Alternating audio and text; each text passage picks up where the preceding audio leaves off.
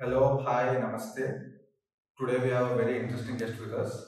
He's a theatre and a film person.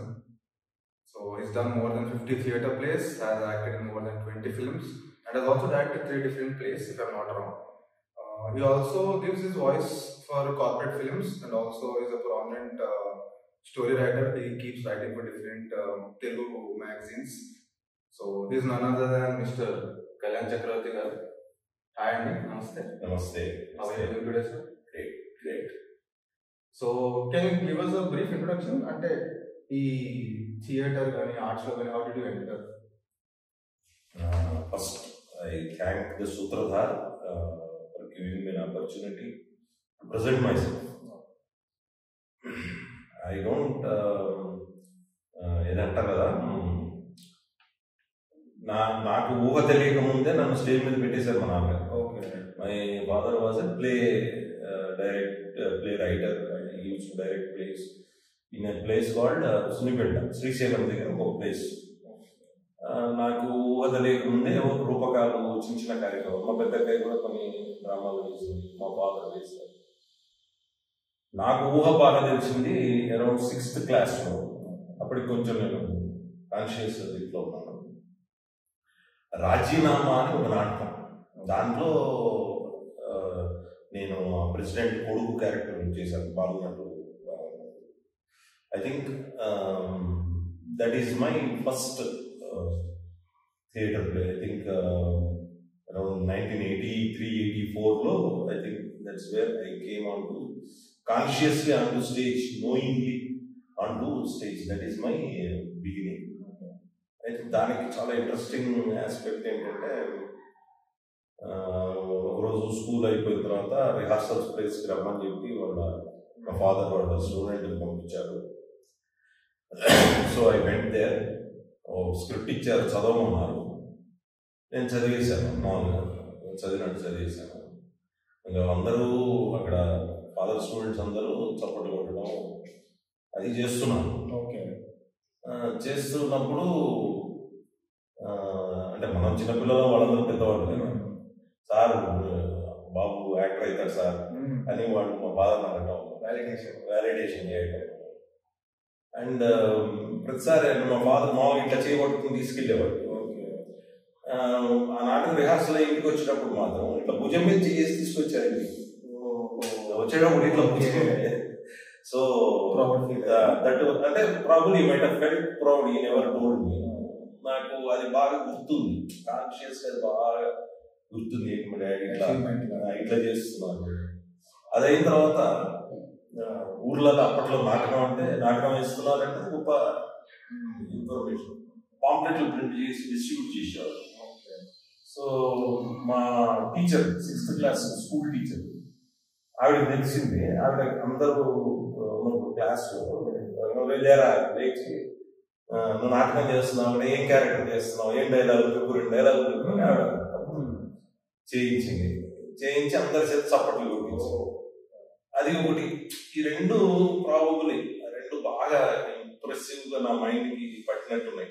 That I feel that is the beginning of my interest in acting. Probably అది internal గా ఉండిపోయినట్టుంది. మేము friends, school mates, classmates అన్ని కట్టెలు కట్టుకుని మా తోటల్లోనే డ్రామాలు ఏవో నోటికి వచ్చిన డ్రామాలు వేసుకునేవాడు.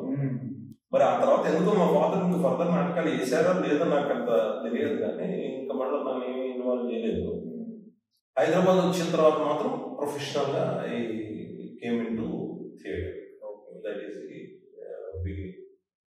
ఇంట్రెస్ట్ ఆఫ్ యాక్టింగ్ రావడానికి కారణం. సో మీరు థియేటర్ ఫ్యామిలీ నుంచే వచ్చారు? అంటే థియేటర్ ఫ్యామిలీ అని లేదు. వాళ్ళప్పుడు మా పేరెంట్ ఆ టైంలో ఎట్లా ఉండేదంటే, నాటకం చేయటం అనేది by default socio cultural activities అక్కడ జరుగుతుండే ప్రతి చోట.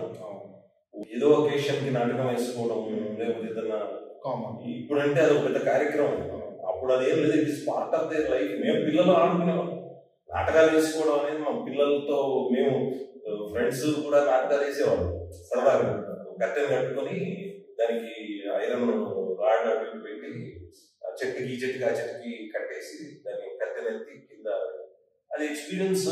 మరి అది నాటకాల ఫ్యామిలీ నుంచి వచ్చా అంటే ఏమో my father is engineer environment అలా ఉండేది అంటే ఓవరాల్ అందరూ అలాగే ఉండేవాడు. అంటే అదో పెద్ద కార్యక్రమం లాగా ఉండేది కాదు. కాకపోతే ఇంట్రెస్ట్ ఉన్న వాళ్ళు స్టేజ్ ఎక్కడం అనేది నార్మల్ గా జరుగుతుండేది.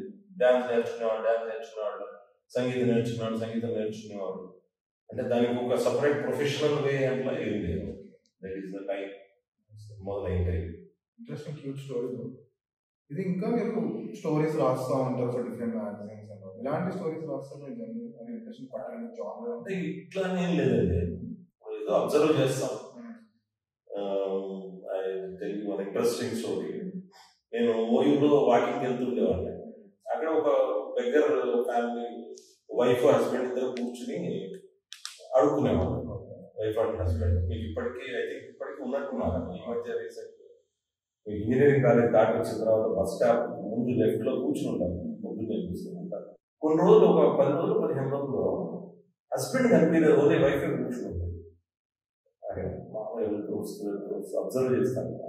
వెంటనే నాకు మనసులో అనిపించింది పాపం పోయాడేమో, ఏమైనా అయిందేమో అట్లా నాకు అనిపించి ఒకరోజు వాకింగ్ అయిన తర్వాత అక్కడ లెమన్ టీ తాగుతూ క్యాజువల్ గా లెమన్ టీ వాటిని చూపించి అడిగారు, బాబు అక్కడ ఇద్దరు బెగ్గర్స్ ఉంటారు కదా, ఆయన కనిపిస్తలేదు. నాకు చాలా సీరియస్ చూశాను. That look was so intense. Serious గా చూసి మళ్ళీ తన పర్థం చేసుకుంటున్నాడు. నేను ఏమన్నా తప్పు అడిగానా, ఏమన్నా రాంగ్ అడిగానా అనేది. అది అయిన తర్వాత ఆయన మళ్ళా తలెత్తినాను చూసి వాళ్ళు మా పేరెంట్స్ సార్ ఇంకా సైలెంట్ గా నేను డబ్బులు ఇచ్చేసి వచ్చేసాను. అది ఒక స్టోరీగా రాశాను. ఒక స్టోరీగా రాశాను.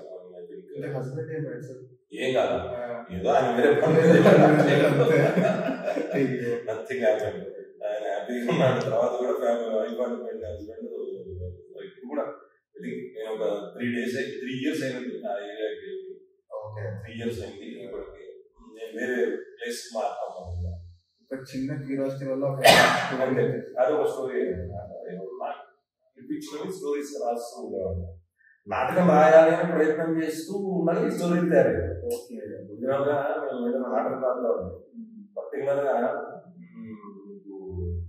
వెనకేళ్ళ భరణి గారి నాటకాలు చూస్తే అసలు ఆయన ఎత్తుగడ, ఒక బ్రీవిటీ ఆఫ్ డైలాగ్స్ అవన్నీ చూసిన తర్వాత ఇట్లా రాస్తే బాగుంది నాటకం అని మనకు అనిపిస్తుంది.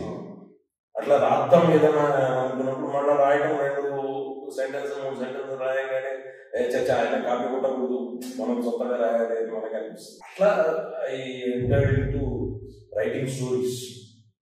That is how I entered. Acting is my core interest, but story writing కూడా అట్లా అనుకోకుండా వచ్చింది. అది తనిఖీల పనిచేసుకొని అన్నారు కాబట్టి very great actor sir. Very liking villain like కొంచెం ఎక్కువ చూద్దాం అనుకున్నాను. ఆయన గ్రేట్ యాక్టర్ కంటే ఇంకా అద్భుతమైన రైటర్. ఆయన చాలా అద్భుతమైన రైటర్. మీరు ఆయన నాటకాలు చూడాలి. ఆయన నాటకాలు వదిలేశారు కానీ ఆయన మళ్ళా నాటకాలు రాయడం మొదలుపెట్టారంటే ఐ థింక్ తెలుగు నాటక రంగంలో అద్భుతాలు చేశారు. వెనకెళ్ళ భరణి గారు, సుబ్బర గారు, వాళ్ళు ఒక్కొక్క నాటకం ఒక్కొక్క అద్భుతం. దురదృష్టవశాత్తు ఆయన సినిమా ఇండస్ట్రీకి వెళ్ళారు. ఆయన కనుక నాటకాలు రాసి ఉంటే ఈ పాటికి నాటక రంగంలో ఆస్కార్ అవార్డ్స్ తెలుగు వాళ్ళకి వచ్చేది. ఇది ఈ విషయం రైటర్ ఏదో ఆర్టిస్ట్ తెలుగు ఇండస్ట్రీ ఆయన వచ్చిందే రైటర్. తర్వాత ఆర్టిస్ట్ ఫేమస్ ప్లేస్ ఆయన అర్థమానం ఉన్నాయి. చాలా మీరు చాలా చేస్తున్నారు కదా నాటకాలు. ఆయన చాలా అవార్డ్స్, ఇద్దరు ప్లేయర్స్ తో అద్భుతమైన నాటకాలు చేశారు. ఆయన చాలా మంచి నాటకాలు చేశారు. సో మీరు work in lot different movies, different kind of films, different stars తో పాటు. So what is your favourite? అంటే వాట్ క్యారెక్టర్స్ ఎంజాయ్ చేస్తారు? అంటే యాక్చువల్గా యాక్టర్ గా మనం ఆలోచించాము. యాక్టర్ కి ఇది ఈ క్యారెక్టర్ నేను భలే నచ్చుతుంది నాకు అనే అవుట్లుక్ ఉండకుండా ఉండాలని నేను అనుకుంటున్నాను. ఎందుకంటే ఆయన ఒక క్యారెక్టర్ చేస్తున్నప్పుడు he has to thoroughly enjoy that character, and once that character is over he has to come out that's it. That is how the acting should be అని నేను నమ్ముతాను. నేను అనేక సందర్భాల్లో చాలా సినిమాలు అంటే జనరల్గా నేను చేసిన అంత పెద్ద ఇంటెన్సివ్ క్యారెక్టర్స్ అయితే ఏం లేవు సినిమాల్లో. నాటకాల్లో కొన్ని ఇంటెన్సివ్ క్యారెక్టర్స్ చేశాను. నాకు గుర్తున్న ఒక క్యారెక్టర్ నాటకంలో చేసి చెప్తాను. దాంట్లో ఒక కానిస్టేబుల్ క్యారెక్టర్ చేశాను. ఆ కానిస్టేబుల్ క్యారెక్టర్ ఏంటంటే వాడి కళ్ళ ముందు అన్యాయం జరుగుతూ ఉంటుంది. ఎస్ఐ అన్యాయం చేస్తుంటాడు, జడ్జి గారు అన్యాయం చేస్తుంటాడు, సంథింగ్ ఇన్ దట్ లైన్. ఆ నాటకం రచయిత ఎవరో గుర్తులేదు కానీ మిఠల్ అని ఒక మిత్రుడు దానికి డైరెక్ట్ చేశారు. ఆ నాటకంలో ఆ క్యారెక్టర్ ఏం చేస్తుందంటే జడ్జి దగ్గరికి వచ్చినప్పుడు ఒక ఒక 15 నిమిషాలు కాదేమో 7 నిమిషాలు అనుకుంటాను మోనోలాగ్ ఉంటుంది. ఆ మోనోలాగ్ అతను ఒక డిఫరెంట్ పర్స్పెక్టివ్ లో తీసుకున్నాడు. సో అంటే ఒక పిక్చర్డ్ లాగా చేయాలి అనుకోండి ఒక రకంగా. So we tried lot of genres. గట్టిగా చేయడం, పర్ఫార్మెన్స్ ఓవర్ ప్లే చేద్దాము అని ప్రయత్నం చేసాం. మెలో డ్రామాటిక్ ఓవర్ ప్లే చేయడం, జడ్జి గారు నన్ను రక్షించండి అని ఏదో ఒక టైప్ ఆఫ్ ఓవర్ ప్లే చేయాలి అని ప్రయత్నించిన తర్వాత అది ఏమిటో డైరెక్టర్కి హ్యాపీగా లేడు అవుట్పుట్. దెన్ ఒక 4 days 5 days దాని మీద ఓన్లీ ఆ మోనోలాగ్ మీద ఇద్దరం పనిచేసినప్పుడు ఒక మూమెంట్ వచ్చింది. వచ్చినప్పుడు అది ఎట్లా వచ్చింది అంటే నాకు I'm not able to tell things. నేను ఈ ఒక పుస్తకంలో చదివాను, ఒక యాక్టర్ యొక్క పర్ఫార్మెన్స్ అనేది it is like a dream. See, this is a conscious dream. మనం పడుకున్నప్పుడు మన కోరికలు లేకపోతే ఉత్సాహాలే కళల రూపంలో వస్తాయని మనం నమ్ముతాం. కానీ పర్ఫామ్ చేసినప్పుడు, స్టేజ్ మీద పర్ఫామ్ చేస్తున్నప్పుడు ఆ క్యారెక్టర్ యొక్క ఫీచర్స్ అతను పర్ఫామ్ చేయాలి ఆ స్టేజ్ మీద. అంటే ఇతనే క్యారెక్టర్, ఇతనే మనిషి. అంటే ఉదాహరణకి ఊరికే మనకి అర్థం కావడం లేదు. ఇప్పుడు నేను ఒక పూర్ మ్యాన్ ఒక రిచ్ క్యారెక్టర్ చేయాలి, బాగా మల్టీమిలియనర్ క్యారెక్టర్ చేయాలి. ఒక రిచ్ మ్యాన్ మల్టీమిలియనర్ క్యారెక్టర్ చేయాలంటే ఏముండాలి? ఇప్పుడు చాలా మంది ఏమనుకుంటారు, 5 కోట్లు 20 కోట్ల ప్రాజెక్ట్ చేస్తున్నా అంటారు. అది 20 కోట్ల ప్రాజెక్ట్ ఏంటో నీకు తెలియాలి కదా, ఆ అవుట్లుక్ తెలియాలి. సో ఒక రిచ్ మ్యాన్ ఎట్లుండాలి అని ఆలోచించినప్పుడు రిచ్ మ్యాన్ చెప్పులు వేసుకోవడా, రిచ్ మ్యాన్ సూట్లు వేసుకుని ఇంట్లో తిరుగుతాడా? ఈ మధ్యన ఒక సినిమాలో ఆ డైలాగ్ కూడా వేసారు ఏంటంటే, రోజు అందరూ రిచ్ వేసుకుని 3 piece సూట్ వేసుకుని ఇంట్లో తిరుగుతారా అని మీరు ఒక డైలాగ్, అద్భుతమైన డైలాగ్. అంటే రిచ్ మ్యాన్ అంటే అట్లనే ఉండాలి, ఒక స్టీరియో టైపింగ్ చేస్తాను. సో ఇప్పుడు నేను ఒక రిచ్ క్యారెక్టర్ చేయాలండి, ఒక పూర్ పర్సన్ ఒక రిచ్ క్యారెక్టర్ చేయాలి. ఆ రిచ్నెస్ ఏంటో నేను ఊహిస్తాను, నేను అర్థం చేసుకుంటాను. నా ఊహలో ఉన్న రిచ్నెస్ ఏంటి, నేను చూసిన స్టోరీస్ లేకపోతే విజువల్స్ లేకపోతే నాకు ఒకళ్ళు చెప్పినదో, అంతే కదా. నేను రిచ్ అవ్వలేదు, నేను ఇంకా పూరే. నేను రిచ్ అయ్యి ఉంటే నాకు అది తెలిసేది, అనుభవించేవాడిని. రిచ్ కాదు. అప్పుడు ఏం చేయాలి? ఇదే మనం మనం ఊహల్లో అనుకుంటాము, మన డ్రీమ్స్ లో అనుకుంటాం. ఒక రిచ్ అయితే నేను ఇట్లా చేస్తా అట్లా చేస్తా ఏదో ఊహలు ఉంటాము. అదే స్టేజ్ మీద నటిస్తాము. స్టేజ్ మీద మనం ఆ ఏదైతే ఊహ ఉంటుందో ఆ ఊహనే నటింప చేస్తాము. ఆ నటింప చేయడాన్ని నేను డ్రీమ్ అని నమ్ముతాను. So once you are on the stage, you enter in to your dream, be that character, complete that character. మీకు చాలాసార్లు చాలా భయంకరమైన కళ వచ్చినప్పుడు చెమటలు కారిపోతాయి, నిద్రలేదు చూస్తే. ఎందుకు కారిపోతాయి? You are actually believing that you are doing that. అక్కడక్కడ నీకు జరిగిపోతున్నట్టు నువ్వు నమ్ముతున్నావు. నీ మనస్సు, నీ శరీరం అంతా నమ్మింది కాబట్టి నీకు ఆ చెమటలు అవి వచ్చాయి. అంటే అంత ఎఫెక్టివ్గా చేయగలిగితే, సో అంత ఇంటెన్స్ అవుట్పుట్ మాత్రం ఒక నాటకంలో నేను చేయగలిగాను. నా అదృష్టం ఏంటంటే మొదలు నాగభూషణ శర్మ గారు ఉన్నారు ఆ నాటకం. ఆయనకి సన్మానిస్తూ, ఆయన సన్మానం ఆ సందర్భంగా ఆయన శిష్యుడు ఈయన విఠలు, ఆ సందర్భంగా ఈ నాటకం చేశారు. మొదలు నాగభూషణ్ శర్మ గారు మీకు అంటే ఆయన తొందరగా మెచ్చుకోరు. నాటకం అంతా అయిపోయింది, ఆయన కార్ దగ్గరికి వెళ్తుంటే నేను అక్కడ పక్కన రసరంజని పాత ఇది ఉంటుంది ఆంధ్ర సాంస్కృతిక పరిషత్లో పాత ఇది, ఆయన కారు ఆపుకున్నారు, ఆయన వాళ్ళ శ్రీమతి ఇద్దరు కారు ఎక్కుతున్నారు, నేను మంచినీళ్ళు తాగుతున్నాను కొండ దగ్గర, అంతా అయిపోయింది, అంతా వెళ్ళిపోయారు. కళ్యాణ్ రారా అని పిలిచి దగ్గరికి పిలిచి బాగా చేశారు.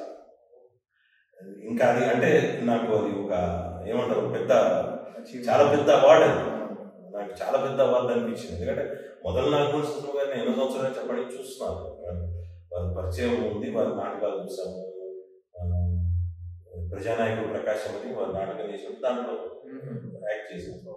ఆయన గ్రేటెస్ట్ పర్సన్స్ తెలుగు నాటక రంగంలో ఆఫ్ కోర్స్ ఆయన ఎన్ఎస్టీకి సంబంధించి కూడా ఏదో సమ్ పొజిషన్స్ ఉన్నారు, నాకు దాని గురించి పూర్తి ఇన్ఫర్మేషన్ లేదు. కానీ ఇండియాలో ఆయన well known in theatre, Telugu cinema నాటక రంగానికి సంబంధించి వెల్ నోన్ పర్సనాలిటీ.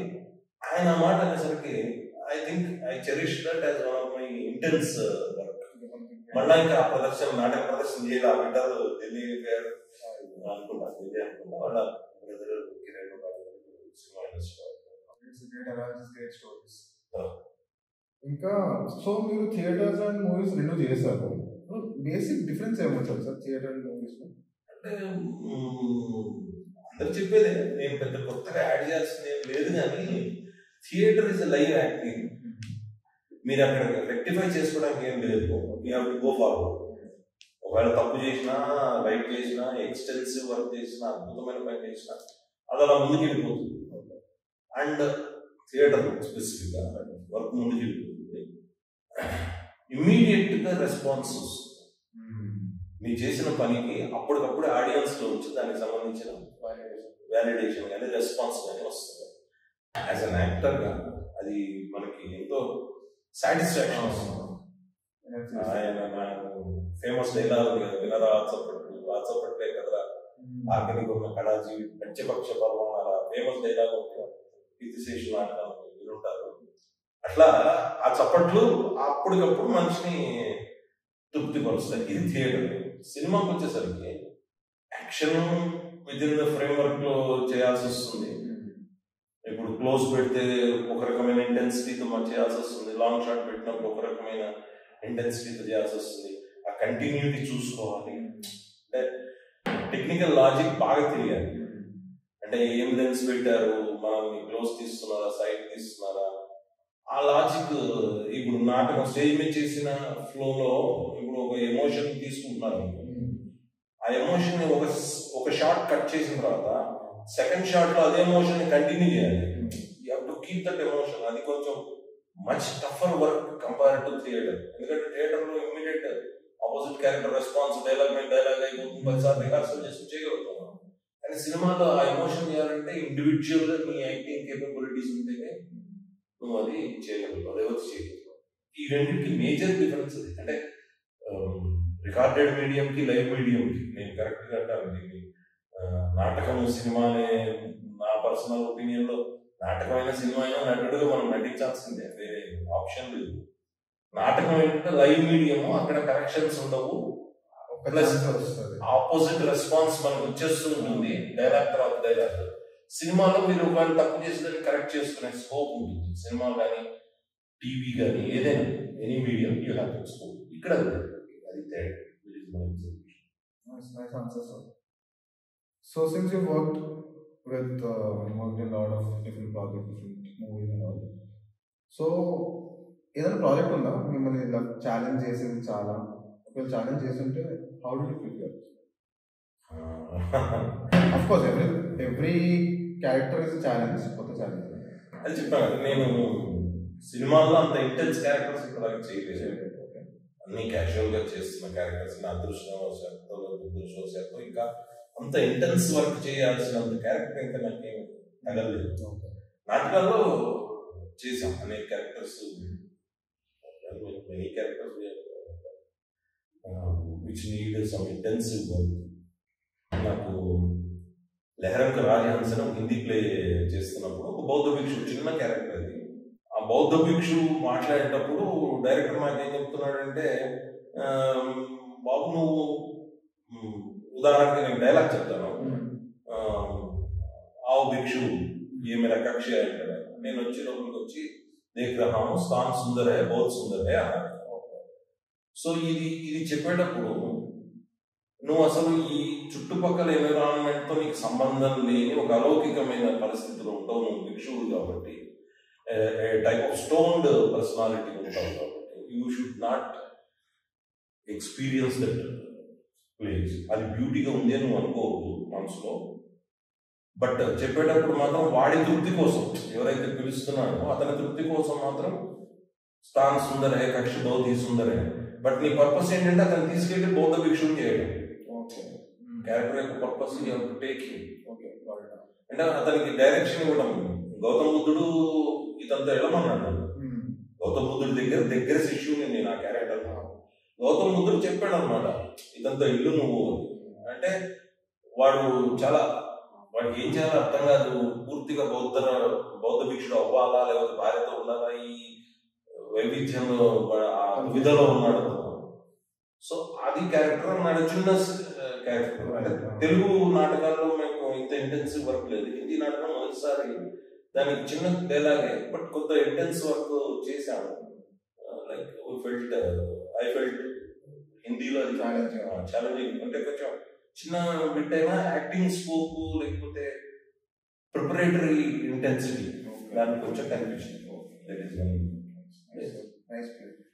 సినిమాల్లో అయితే నాకు తెలిసి నాకు అంత ఇంటెన్స్ వర్క్ చేయించింది ఎలా ఏం లేదు.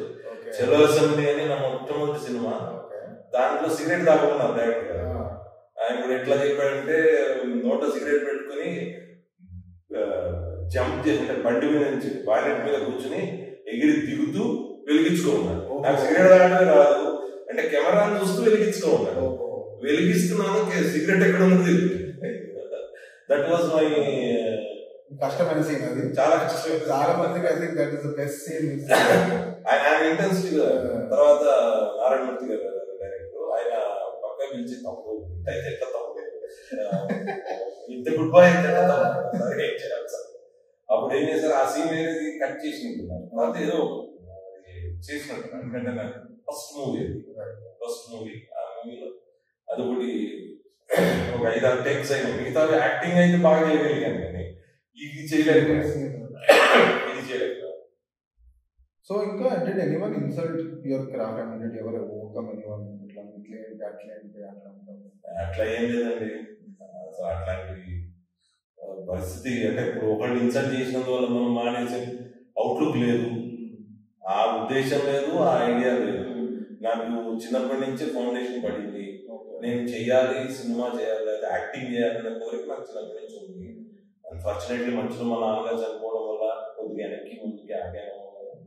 బట్ ఒకళ్ళు ఇన్సల్ట్ చేయడం వల్ల ఆగుదామన్న ఉద్దేశం అయితే లేదు. సరే, వేరియస్ రీజన్స్. నేను ప్రతి సినిమాలో ఫస్ట్ ఇనిషియల్ స్టేజెస్ లో సినిమా చేసి ఫ్రీగా చేయాలి అని అడిగినప్పుడు మాత్రం నేను క్లియర్లీ. ఎందుకంటే నాకు ఒక సందర్భంలో నాకు పర్సనల్గా అనిపించింది, సినిమా అంతా ఇంత బడ్జెట్లు పెట్టి తీస్తున్నారు, యాక్టర్కి 10 రూపాయలు ఇవ్వడానికి. సో యాక్టర్కి వాళ్ళకి విలువ లేదు. ఇప్పుడు నాకు విలువ ఉంటే వాళ్ళు నాకు డబ్బులు ఇచ్చి చేయించుకున్నాడు. ఇప్పుడు నాకంటూ విలువ ఇచ్చి ఉంటే నాకు డబ్బులు ఇచ్చి చేయించుకున్నాడు. కాబట్టి నేను ఫ్రీగా అయితే చేయను సార్, నాకు నా రెమ్యునరేషన్ ఇది, మీకు ఇంట్రెస్ట్ ఉంటే తీసుకోండి, లేకపోతే లేదు. అందుకని కొన్ని క్యారెక్టర్స్ నాకు రాలేదు. మా ఫ్రెండ్స్ చాలా మంది నాతో పాటు నా బ్యాచ్ మేట్స్ చాలా మంది మంచి మంచి క్యారెక్టర్స్ చేస్తున్నారు. కొంతమంది ఒకటే టైప్ ఆఫ్ క్యారెక్టర్స్ చేస్తున్నారు. They are earning good. But I never felt back. ఎందుకంటే నేను I took it as my personal will. If somebody pays నేను అదర్వైజ్ ఐ నాట్ డిసైడ్. ఎందుకంటే నాకు నా వర్క్ కు విలువ ఇవ్వని వాళ్ళు, it's not work to work with. అంటే ప్రొడక్షన్ అంటే సినిమా అంటే ఒక హీరో ఎంత అవసరమో సైడ్ క్యారెక్టర్స్ కూడా అంతే అవసరం. సోలో యాక్టింగ్ చేసి సినిమాలు సక్సెస్ చేయగలిగే హీరోలు ఉంటుంటే అందరూ సోలో యాక్టింగ్ చేసుకునేవాళ్ళు. రిఫర్నియర్ లేకుండా సినిమాలు కావు కదా. సో యాక్టర్కి ఈక్వల్ వాల్యూ ఇవ్వాలి. ఇస్తే ఆ డబ్బులు ఇంత రెమ్యునరేషన్ ఇస్తే నేను వెళ్ళాను. ఇప్పటికీ నేను అదే ప్రిన్సిపల్తోనే వర్క్ చేస్తాను. ఎవరైనా నాకు అప్రోచ్ అయినప్పుడు కూడా నాకు షార్ట్ ఫిల్మ్స్ కావాలి సార్, చిన్నది సార్, మీరు చేయలేదు సార్ అంటే కూడా సార్ బాబు ఏం అనుకోవద్దున్నా, నువ్వు కెమెరాకి అయితే రెంట్ తీసుకుంటావు, కెమెరాకి డబ్బులు ఇస్తావు కదా, కెమెరా లేకుండా సినిమా కాదు, కెమెరాకి ఇస్తావు కదా, సో యాక్టర్ కూడా ఇవ్వాలి. సరే నేను 5,000 చెప్పాను సార్, అన్న 5,000 2,000 ఇస్తాను, ఓకే అంటే there can be negotiation, budget negotiations అవ్వచ్చు, కానీ ఐ నాట్ గివ్ అంటే ఇట్స్ నాట్ మై. సో ఇంకా so since you done different characters ఆబ్వియస్గా మీ ప్రాసెస్ ఏంటి sir getting into a character? How do you prepare yourself? దీనికి I think I have 3 gurus అండి, identified, clearly identified gurus. ఒకళ్ళు చాట్ల శ్రీరాములు గారు. చాట్ల శ్రీరాములు గారు మాకు, నేను University of Hyderabad theatre arts చదువుతున్నప్పుడు మాకు యాక్టింగ్ టీచర్ అయ్యారు. సో ఒక యాక్టింగ్ అసైన్మెంట్ అంటే మామూలుగా లేనప్పుడు ఒక పర్టికులర్ సీన్ ఎట్లా చేయాలి అని ఎక్స్ప్లెయిన్ చేస్తున్నప్పుడు ఓ సీన్ గురించి, నేను పోయే నాటకం దాంట్లో ఒక సీన్ అనమాట. వీడు ఈ రోల్ చేస్తున్నతను అన్ఎంప్లాయిడ్, వాడు ఏం చేస్తాడంటే ఇంట్లో నుంచి పారిపోయి వచ్చేస్తాడు. అంటే వాళ్ళ తల్లి ఏమో కష్టపడి అన్నం పెడుతూ ఉంటుంది వీడికి, ఆవిడ 4 చోట్ల పని చేసుకుని వచ్చి పిల్లడికి ఏం పర్లేదు ఉద్యోగం వస్తుంది అది some sort of dramatic situation. So వీడు ఫ్రెండ్స్ దగ్గరికి వచ్చేస్తాడు ఊరి నుంచి పారిపోయి, ఏదైనా ఉద్యోగం సంపాదించి డబ్బులు సంపాదించి ఊరికి వెళ్ళాలి. సో వీడు రూమ్ లో ఉంటున్నప్పుడు చాలా కష్టాలు పడుతూ ఉంటాడు. అట్లా ఏదో ఉంటుంది నాటకం స్టోరీ అంతా నాకు తెలియదు, ఎందుకంటే మాకు ఓన్లీ ఒక లైన్ ఇచ్చారు ప్రాక్టీస్ చేయడానికి. జనరల్ గా అడిగినప్పుడు వాళ్ళు చెప్పిన బ్యాక్గ్రౌండ్ ఇది, నేను ఎందుకు ఆ నాటకం చదవలేకపోయాను. అయితే అక్కడ సీన్ ఏంటంటే ఇతన్ని వెతుక్కుంటూ తల్లి వస్తుంది, అనుకోకుండా వీడి ఇంటి తలుపు అవతల చనిపోతుంది తల్లి. చనిపోయినప్పుడు వీళ్ళు ఇక్కడ లోపల అనుకుంటుంటారు ఎవరో ముసలాం పడిపోయిందంటారా అది ఇది అని వాళ్ళు అనుకుంటుంటే వీళ్ళు ఒకళ్ళు అనుకుంటారు ఎందుకంటే మున్సిపల్ వాళ్ళు వచ్చేలా తీసుకోవచ్చు బాడీ అది. అదైన తర్వాత మున్సిపల్ వాళ్ళు వచ్చి తీసుకెళ్తున్నారు, బయటకు వెళ్ళి చూస్తే వాళ్ళ అమ్మ. అది సీన్. దాంట్లో వాడు చెయ్యాలి. ఆ డైలాగ్ ఎట్లా ఉంటుందంటే, నేను ఏడవనరా, అసలు ఏడవను, మా అమ్మరా చిన్నప్పటి నుంచి కష్టపడి పెంచింది అది. సో నేను అది చూసినప్పుడు మామూలుగా అందరూ బ్యాచ్లో ఒక 8-9 బ్యాచ్ ఉంటారు కదా, ప్రతి ఒక్కళ్ళు దాన్ని ఏడుస్తూనే చెప్పుకోవడానికి ప్రయత్నిస్తున్నారు, దాన్ని ఏడవడం. నేనేమనుకున్నానంటే ఓకే వీడు ఇప్పుడు షాక్ తిన్న ఒక యాక్టర్, ఒక షాక్ తిన్నాడు, అక్కడ తల్లి కనిపించింది. ఒక బాగా కష్టపడిన వాడికి ఇక పూర్తి పరిస్థితి వచ్చినప్పుడు ఏడుపు రాదు అని నేను పర్సీవ్ చేసి నేనేమనుకున్నానంటే, నేను యాక్టింగ్ చేయి చూపించు అన్నప్పుడు, సార్ నేను ఇక్కడ ఏడవను సార్, నేను ఏమన్నానంటే ఏడవకుండా మొత్తం డైలాగ్ చెప్పిన తర్వాత ఆయన చూశాడు, బాగుందిరా నువ్వు బాగా పర్సీవ్ చేసావు, అయితే నువ్వు ఏడవలేక ఇది చేస్తున్నావా లేకపోతే నిజంగా నీకు అట్లా అనిపించిందా? లేదు సార్ నాకు, అరే మనం ఈ ప్రదర్శన ఆడియన్స్ కోసం చేస్తాం కదా, జనరల్గా ఆడియన్స్ లో నీ మీద జాలి కలగాలి, ఆ క్యారెక్టర్ మీద జాలి కలగాలి. అంటే వీడు పర్పస్ఫుల్ గా వాడు తల్లిని చంపుకోలేదు కాబట్టి నువ్వు యాజ్ అన్ యాక్టర్ నువ్వు ఆలోచించుకుంటే, కానీ నాటకం పరిధిలో ఈ క్యారెక్టర్ తప్పులేదు, కానీ ఈ క్యారెక్టర్ ఏడిస్తే ఆడియన్స్ ఏడుస్తారు. ఏడవరా అంటే నాకు మరి అప్పటిదాకా ఒక రకంగా ఆలోచించి నేను డైలాగ్ ప్రిపేర్ అయ్యాను కదా, సడన్ గా ఏడవాలి, నీకు ఒక గంట టైం ఇస్తాను అంటే అక్కర్లేదు సార్ నేను ఇప్పుడే ఏడుస్తాను. ఏడుస్తాను ఏం సార్ ఏడుస్తాను సార్ అనగానే ఆయన ఒక నిమిషానికి మీతో మెల్ల డ్రామాటిక్ ఇవన్నీ చేస్తున్నాం, కంట్లో చుక్క నీళ్ళు రాలేదు అంటే నేను ఒక నిమిషం ఆలోచించి మళ్ళా నీళ్ళు తెప్పించుకుంటారు సార్ వదిలేపోవాలి. ఆ తర్వాత ఆయన 2-3 అకేషన్స్ లో చెప్పాడు, నిజంగా నువ్వు ఏడవడం ఈజీ కానీ ఏడవకుండా అంటే ఓవర్ప్లే, ఏడవటం అనేది చాలా ఈజియెస్ట్ థింగ్, ఎవడైనా చేసేస్తాడు, కొంచెం డిజర్వ్నెస్ కూడా వచ్చేస్తుంది, కళ్ళలో నీళ్ళు వచ్చేస్తాయి, ఎక్స్ప్రెషన్ ఉండొచ్చు. అండర్ ప్లే చేయడం చాలా కష్టమైన పని, ఓవర్ ప్లే ఎవడైనా చేస్తాడు. అండర్ ప్లే చేయడం. అందుకనే ఇంగ్లీష్ అనే సినిమా మీరు గమనిస్తే Sridevi performance it is one of the best performances in our entire career ఏమో అని నాకు పర్సనల్గా అనిపిస్తుంది. ఎందుకంటే అఫ్ కోర్స్ RGV గారితో పాటు మేము కూడా ఆవిడ అభిమాన సంఘాల్లో యాజ్ అన్ యాక్ట్రెస్ ఇంగ్లీష్ సినిమాలో ఆవిడ చేసిన అండర్ ప్లే ఉంది, అసలు అద్భుతమైన అండర్. సో ఐ ఫీల్ అది ఒకటి ఒక గురువు గారు స్టాండర్డ్ శ్రీరామ్ గారు. తర్వాత భాస్కర్ శివాల్కర్ గారు మాకు మెథడ్ యాక్టింగ్ చెప్పింది భాస్కర్ శివాల్కర్ గారు. సో మెథడ్ యాక్టింగ్ చెప్పినప్పుడు ఆయన కొంత నోట్స్ ఇచ్చారు మాకు. ఇచ్చి ఇంకొక అద్భుతమైన మాట చెప్పారు. देखो फ्लूटिस्ट कोई रहता है, फ्लूटिस्ट हर दिन रिहर्सल करता है ना. हाँ सर, कैसा करता है? फ्लूट ले बजाता रहता है. सही. तबलिस्ट है तो वो भी रिहर्सल कर सकता है. एक्टर कैसा रिहर्सल करता है? हर दिन अपना जो एबिलिटीज है वो कैसा करता है? How he will do that. So he mirror exercise. He says, till you die, you do that exercise every day. Before the mirror, try all expressions. You spend at least 1 hour, if not possible, half an hour before a mirror.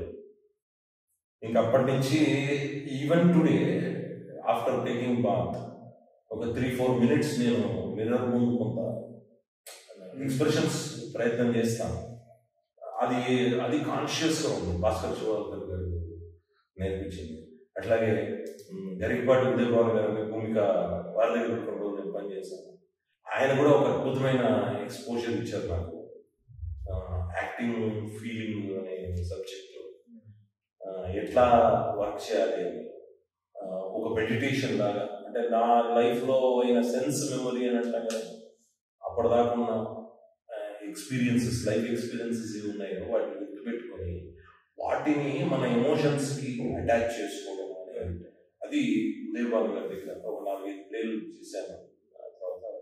తర్వాత వీళ్ళు ముగ్గురిని నేను I think నాకు acting point of వ్యూలో నాకు త్రిమూర్తులు వీళ్ళు అనిపిస్తుంది.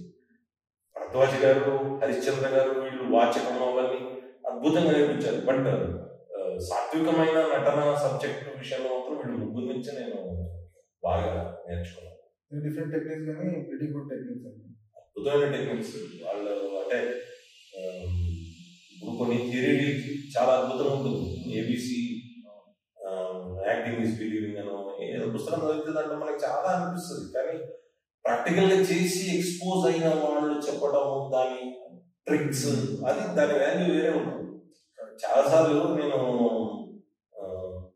Acting నేర్చుకోవాలా వద్దా అనుకునే వాళ్ళకి చాలా మందికి నేను చెప్తాను, వెళ్ళి get trained for 1 month or 2 months or 3 months with somebody who is experienced. ఎందుకంటే దట్ ఈస్ ఎసెన్షియల్. మీకు ఉండొచ్చు యాక్టింగ్ కెపాసిటీస్ ఉండొచ్చు, అది వేరు. దాన్ని ఒక కరెక్ట్ రోల్లో తేవాలంటే ఇప్పుడు సూత్రధారు యాక్టింగ్ కోచింగ్ ఇస్తుంది, అట్లాగే సమాహారం అట్లా శేఖర్ ఇస్తున్నారు, అట్లాగే విశ్వమిత ఇస్తున్నారు, అట్లా అనేక మంది ఉన్నారు. అల్తాఫ్ అని మా ఫ్రెండ్ ఒకటి పర్సనల్ కోచింగ్ ఇస్తున్నాడు. గోపీకృష్ణ తెలుగు యూనివర్సిటీ అతను కోచింగ్ ఇస్తున్నాడు. అట్లా చాలా మంది ఉన్నారు. వాళ్ళందరూ కూడా నేర్పిస్తారు. అట్లాంటి నేర్చుకోవాలని నేను అనుకుంటాను. ఎందుకంటే గురువు ముఖంగా మన భారతీయ సంప్రదాయంలో మీరు ఎంత నాలెడ్జ్ ఉన్నా గురువు దగ్గర మీకు నేర్చుకోవాల్సింది. ఈవెన్ శ్రీకృష్ణుడు, శ్రీరాముడు కూడా గురుకులానికి వెళ్ళి నేర్చుకున్నాను. అది మన సాంప్రదాయం. సచిన్ టెండూల్కర్ కూడా వెళ్ళాల్సింది. అది అంటే ఎంత నీకు ఎంత కెపాసిటీస్ ఉన్నా, నువ్వు నిజంగా నీకు ఎంత వాల్యూస్ ఉన్నా, గురువు దగ్గర నేర్చుకునే ఒక 2-3 ట్రిక్స్ నీకు బాగా హెల్ప్ఫుల్ గా ఉంటాయి. అయితే దాంట్లో ఎవరో గోన్కిస్గా అంటే ముఖం ఇదేందో తెలియదు అట్లాంటి వాళ్ళతో కాదు. ఇంకో ముఖ్యమైన యాక్టింగ్ నటరాజ్ గారు, చిలకమర్రి నటరాజ్ గారు, తెలుగు వాచకము, తెలుగు సంబంధించి ఆయన వాళ్ళు కూడా ఏదో కాలేజ్ పెట్టారు. వాళ్ళందరూ మంచి ఇట్స్ గ్రేట్ థింగ్స్. ఎంత టాలెంట్ ఉన్నా కూడా good point. It is necessary. నా పర్సనల్ ఒపీనియన్ అయితే నెసెసరీ. ఎందుకంటే చిన్న చిన్న టెక్నిక్స్ కొన్ని ఉంటాయి. అంటే కేపబిలిటీస్, కెపాసిటీ డెఫినెట్లీ. అంటే నీకు అసలు బేసిక్ గా ఫండమెంటల్ గా నీకు కెపాసిటీస్ లేకపోయి నువ్వు యాక్టర్ ని వాళ్ళు చేసేది. వాళ్ళు చాలా మంది ఆలోచించే తప్పు వ్యవహారం ఏంటంటే యాక్టింగ్ స్కూల్స్ కి వెళ్తే వాళ్ళు సినిమా ఛాన్సులు ఇప్పిస్తారు కాదు, తప్పదు. యాక్టింగ్ స్కూల్స్ ని యాక్టింగ్ ఎన్హాన్స్ చేస్తారు, సినిమా ఛాన్స్ మళ్ళీ మీరే కష్టపడాలి, మీరే తిరగాలి.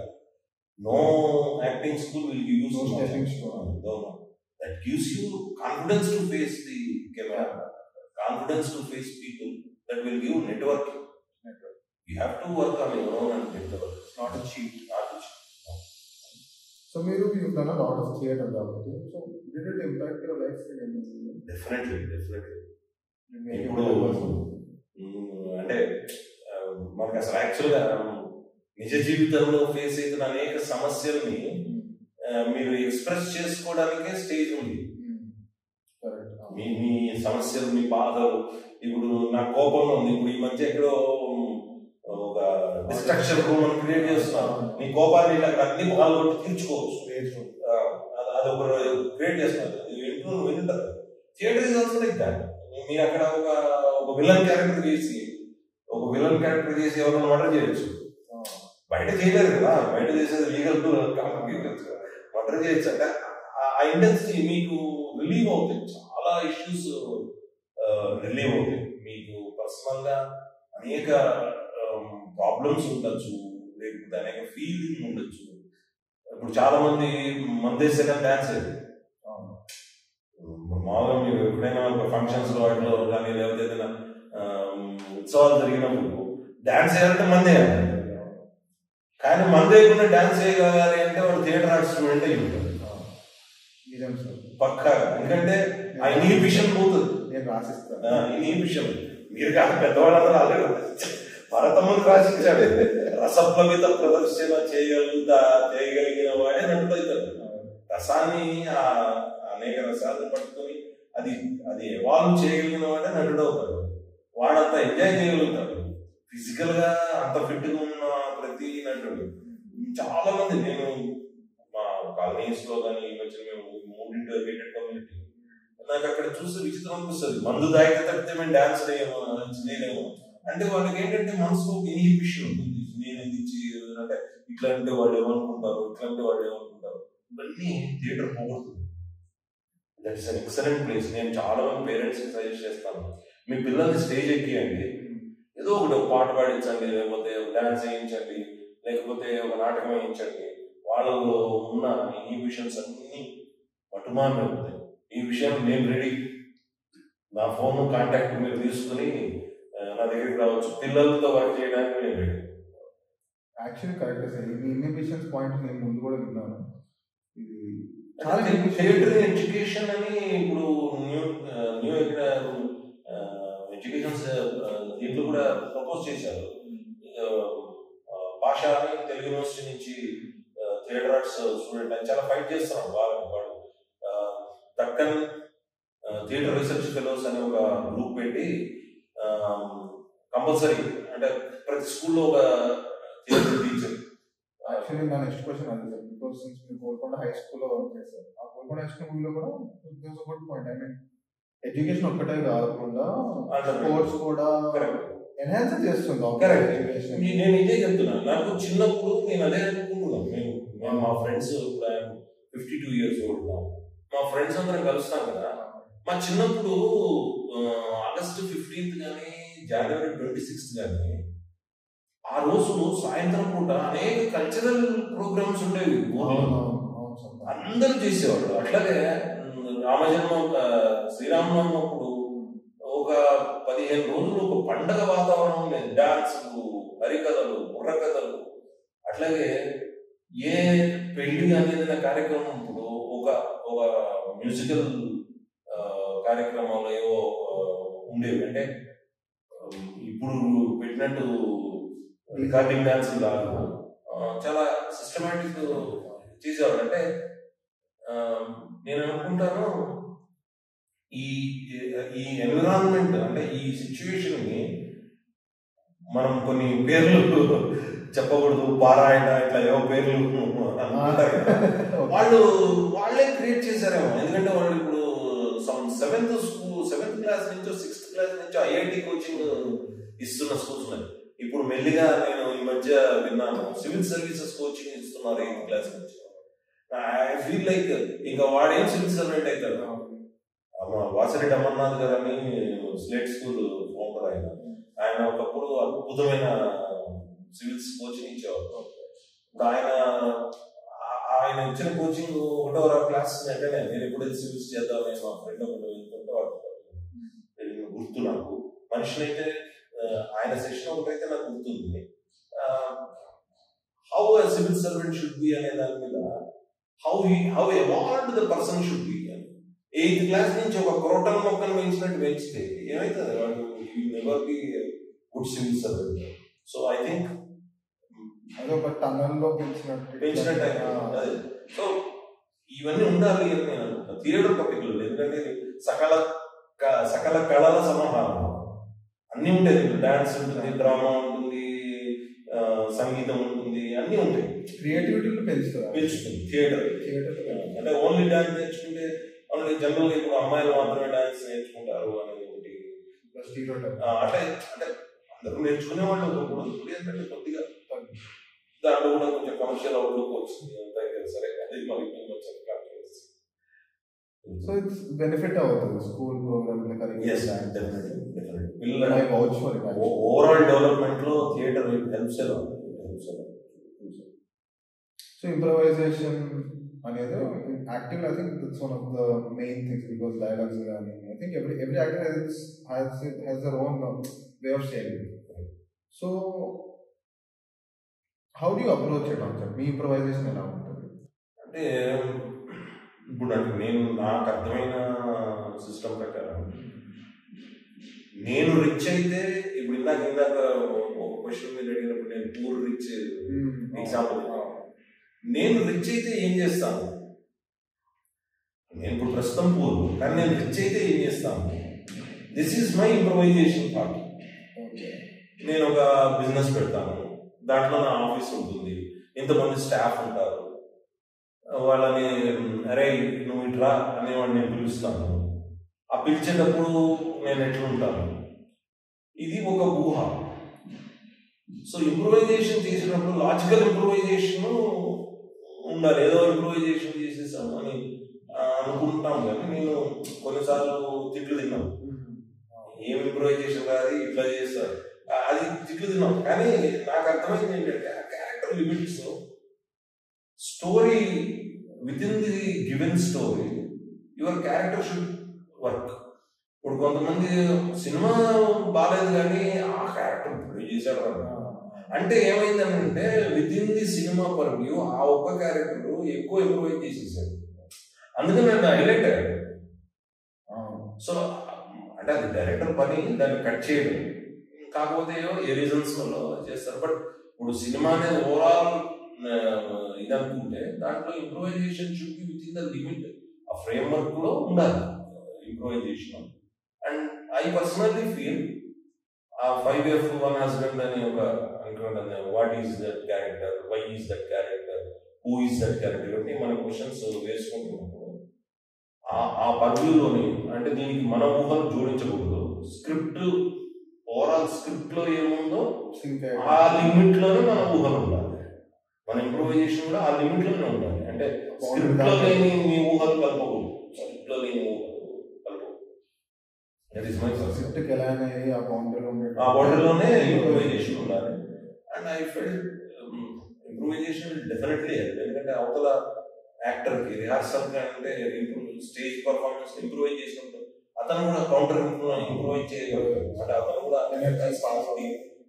అంత కెపాసిటీ ఉండి దాన్ని అర్థం చేసిన వెంటనే రెస్పాండ్ అయ్యే యాక్టర్స్ ఊహించారు. అంటే both of us are in tandem కూడా ఊహించారు. ఎందుకంటే రీసెంట్ మొన్న పెరియవా చేస్తున్నప్పుడు నేను సతీష్ గారితో చేస్తున్నప్పుడు చిన్న ఏవో మేము మామూలుగా చేస్తున్నప్పుడు కొంత నేను ఎక్స్ప్రెషన్ ఇవ్వడం, ఆయన ఎక్స్ప్రెషన్ ఇవ్వడం బాగా అనిపించింది. అంటే ఆయన అద్భుతమైన యాక్టర్, ఆయన చాలా అద్భుతంగా చేస్తారు. మనం అట్లాంటి వాళ్ళతో చేస్తున్నప్పుడు ఇంప్రూవైజేషన్ ఇన్స్టెంట్ స్పాంటేనియస్ కూడా చాలా వస్తుంది. దాని వాల్యూస్ కంక్లూడ్ చేయడం కూడా నేస్తే మన అనుకోము అనేస్తారు అది స్పాంట్ సో ఎప్పటి నుంచి చిన్నప్పటి నుంచి మీరు acting how long has been your career sir? It is a good question. Actually నేను ఇంటర్వ్యూకి వస్తూ లెక్కేసి చూసాను. This is my 25th year ఇన్ ఫిల్మ్ ఇండస్ట్రీ. ఎందుకంటే 99-2000 చలో అసెంబ్లీ ఫస్ట్ మూవీ అది. సో ఇప్పుడు 2025 అది ఇట్ షుడ్ బి 25th year. అది రిలీజ్ డేట్ చూడాలి. మోస్ట్లీ డిసెంబర్లో రిలీజ్ అని గుర్తు నాకు. నవంబర్ డిసెంబర్లో ఎప్పుడో రిలీజ్ అయింది. సో నవంబర్కి నాకు 25th year వస్తుంది నేను film industry. So silver jubilee చేస్తున్నాం. I think almost my movies also are near to that 25. అంటే ఎవ్రీ ఇయర్ ఒక సినిమా చేసినట్టు అనుకుంటున్నాను. కాకపోతే ఇంకా I'm looking for a very serious intense characters. Proposal putting for my auditions. Film stories రాస్తారా మీరు? నేను స్పెసిఫిక్గా అంటే నేనేదో తీసుకుందామని కొన్ని రాసుకున్నాను, కానీ నాకు సడన్లీ ఐ రియలైజ్డ్ అండి. ఎందుకంటే మనం ఒకదాని మీద గట్టిగా ఫోకస్ చేసి చేయడం అనేది మోస్ట్ రిలవెంట్ అని నాకు అనిపించింది. అవుట్ ఆఫ్ ఎక్స్పీరియన్స్ ఎప్పుడో చిన్న ప్రయత్నాలు చేసిన దెబ్బలు తిన్నాం. ఆ టైంలో అంటే అనేక ఎదురు దెబ్బలు తగిలిన తర్వాత మనకి కొంత అర్థమైపోతుంది కదా మనం ఏం చేయగలుగుతాము ఏం చేయలేము. సో చేసేది ఇంతవరకు యాక్టింగ్ చేస్తాం, చిన్న స్క్రిప్ట్స్ రాస్తాం. ఏదైనా ఎవరికైనా సహాయం కావాలి అంటే డైలాగ్ రైటర్ ఇట్లాంటి ఏదైనా సహాయం కావాలంటే వెళ్దామని అట్లా అనుకున్నాను. కొంతమంది షార్ట్ ఫిల్మ్స్ కి దానికి ఏదో అడిగారు, చేశాం అంతే. But I took that as my job. So మీరు 25 years you been as an actor. So ఎప్పుడు డిడ్ నాట్ రీథింక్ ఎందుకు వచ్చాను ఈ ఇండస్ట్రీ? ఎప్పుడు అస్సలు ఏనాడు అనుకోలేదు. బాగానే సపోర్ట్ చేశారు. అంటే నేను ఫిల్మ్ ఇండస్ట్రీకి వచ్చేసరికి మా ఫాదర్ చనిపోయారు. ఓకే. అంటే మా ఫాదర్ చూడలేకపోయారు. డెఫినెట్లీ ఆయన ఉండుంటే డెఫినెట్లీ ఈ మైండ్ హావ్ ఎంజాయ్డ్. నాకు తెలియదు ఎందుకంటే అంతగా అంత డిస్కషన్ కాదు. నేను యాక్టింగ్ చేయడము, నేనేదో మా ఇంటి దగ్గర ఏదో చిన్న నాటకాలు వేయడం, ఆయన బాల్కనీలో వచ్చి చూస్తుండడము అవి గమనించాను. As he likes plays movies, so I am very confident. ఆయన ఉండుంటే డెఫినెట్ గా ఆయన సపోర్ట్ చేసేవాడు. ఇంకేమన్నా చిన్న చిన్న ఇది ఇచ్చేవాడు, రిఫరెన్సెస్ రివ్యూ అవి ఇచ్చేవాడు, ఈజీ అని చెప్పేవాడేమో. బట్ అన్ఫార్చునేట్లీ 96లో పోయిన తర్వాత ఒక 6-7 ఏళ్ళకి నేను 99లో బస్ స్టార్ట్ చేశాను. అంటే నేను హైదరాబాద్ వచ్చినప్పుడు థియేటర్ ఆర్ట్స్ చేరాలి అనుకున్నాను. నాకు కొంచెం అప్పుడు నేను 89-92 మధ్యలో డిగ్రీ చదివాను. ఆ పీరియడ్లో 90 మా పెద్దకి మ్యారేజ్ అయినప్పుడు కొంచెం ఫాదర్కి బాగాలేదు.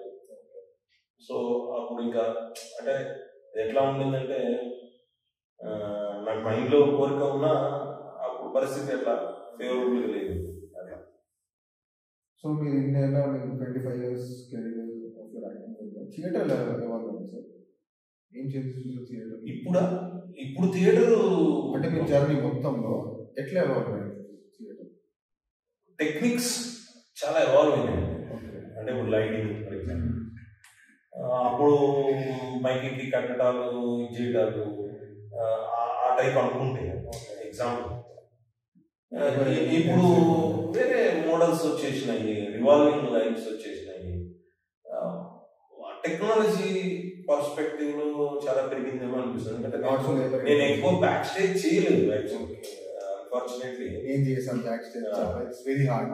సో ఇప్పుడు నేను మామూలుగా అప్పుడు మేము నాటకాలు చూస్తున్నప్పుడు లైట్లకి ఇప్పుడు ఉన్న ఫోకస్ లైట్స్ కి వాటికి I feel there is a difference. నాకు ఎందుకో అంటే అన్ఫార్చునేట్లీ నేను ఎక్కువ బ్యాక్ స్టేజ్ చేయలేకపోయాను. నాకు ఒకటి అది ఇప్పుడు నాకు అనిపిస్తుంది. ఇప్పటికీ పిల్లలు బ్యాక్ స్టేజ్ చేస్తా అంటే సార్ నేను తీస్తాను సార్ మీరు సార్ యంగ్ యాక్టర్స్. సో చేయలేదు. కాకపోతే ఓవరాల్ గా నేను ఒక ప్రొడక్షన్ టెక్నిక్స్ చూసినప్పుడు ఎట్లయితే కంప్యూటర్స్ ఫోన్స్ ఇట్లా మారినాయో theatre technique is evolved definitely. Hyderabad లో ఈ రోజు ఎన్ని గ్రూప్స్ పనిచేస్తున్నాయో. నేను థియేటర్ ఆర్ట్స్ మొదలు పెట్టినప్పటికీ ఎన్ని గ్రూప్స్ లేవు, ఇప్పుడు ఎన్నో గ్రూప్స్ పనిచేస్తాయి. అండ్ యాక్చువల్గా మనం చూడండి రూరల్ థియేటర్ చాలా ఉందండి. మనము ఎంతసేపు ఏంటంటే మోడర్న్ డ్రామా ఉంటే ఒక్కొక్క కథ చెప్పించుకున్న వాళ్ళు ఇప్పటికీ 100 ఫ్యామిలీస్ ఉన్నాయి. ఒక్కొక్క కథ గురించి తెలియని ఫ్యామిలీస్ లేవు దాదాపు రూరల్ ఏరియాస్ లో. జంపుల కథ చెప్పించుకునే వాళ్ళు ఉన్నారు. అది కూడా థియేటర్లో పార్టే. మనం ఏంటంటే మనం ఈ మధ్యనే లోకమంతన్ అనే ఒక కార్యక్రమం జరిగింది శిల్పకళ. అక్కడ స్పెసిఫిక్ గా ఆ కార్యక్రమంలో చాలా క్లియర్ గా చెప్పారు. వాళ్ళు వేరు, వాళ్ళు ఫోక్ ఆర్ట్స్ అని వాళ్ళు ఏదో సపరేట్ మనం సపరేట్ అన్నా ఏం కాదు, ఇవన్నీ సేమ్, ఇవన్నీ ఒకటే. వాళ్ళు అడవుల్లో ఉంటున్నారు, మనం ఇక్కడ ఉంటున్నాం. వాళ్ళే ఇంకా బెటర్ ఎక్విప్. అసలు మీకు న్యాచురల్ లైట్ ఎట్లా తీసుకోవాలో, మీకు స్టేజ్ మీదకి ఎట్లా రావాలో, స్టేజ్ మీద ఎట్లా కాన్షియస్గా ఉండాలో. ఇప్పుడు మామూలుగా మీకు జనరల్గా మీకు కథ చెప్తుంటే రాజుబేడ ఈ జన్మల్లో రకాన్ని వస్తుంటారు కదా, ఆ అడుగు వేయడం, ఆ ఫ్లో మీకు రాదు, మీరు అది ప్రాక్టీస్ చేయాలి. వాళ్ళకి భయభక్తి వస్తున్నట్టు ఉంటుంది వాళ్ళకి. అంటే ఆ రిథం మారంగానే వీళ్ళ రిథం మారుతుంది. Not only the actors, even the musicians will also move with actors. అట్లాంటి ఫార్మ్స్ ఉన్నాయి. ఆ forms are the best forms నాకు అనిపిస్తుంది. దాంట్లో ఏమి వచ్చింది స్టడీ చేయాలేమో.